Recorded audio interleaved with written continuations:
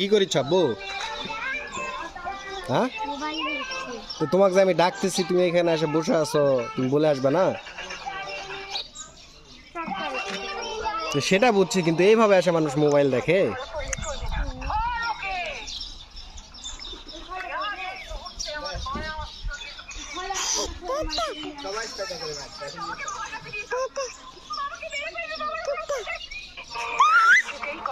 চলো আমরা বাসায় চলে যাবো, আসো।